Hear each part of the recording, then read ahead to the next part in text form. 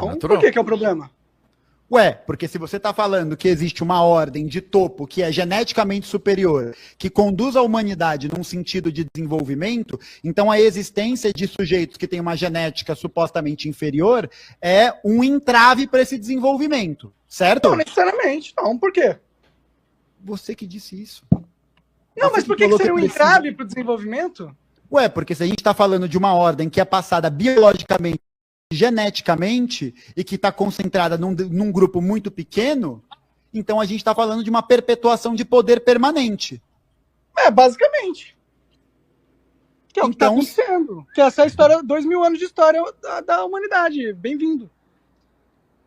Mas a cabeça do monarca, não necessariamente essas pessoas precisam ser Não, a gente- destruídas. Pelo contrário, Não, eles não são imbecis. elas são necessárias também. Claro, Elas todo mundo, podem ser todo mundo Elas tem são direito necessárias para quê? Como? produzindo, sendo feliz, fazendo o que eles quiserem, porra. E essas condições de produção que elas vão ter, como é que ela é? Elas vivem de maneira digna? Elas vivem de maneira decente? Não, Natural. por que é o problema? Ué, porque se você está falando que existe uma ordem de topo que é geneticamente superior, que conduz a humanidade num sentido de desenvolvimento, então a existência de sujeitos que têm uma genética supostamente inferior é um entrave para esse desenvolvimento, certo? Não necessariamente. Não, por quê? Você que disse isso. Não, Você mas por que falou seria um precisa- entrave para o desenvolvimento? Ué, porque se a gente está falando de uma ordem que é passada biologicamente, geneticamente, e que está concentrada num grupo muito pequeno, então a gente está falando de uma perpetuação de poder permanente. É, basicamente.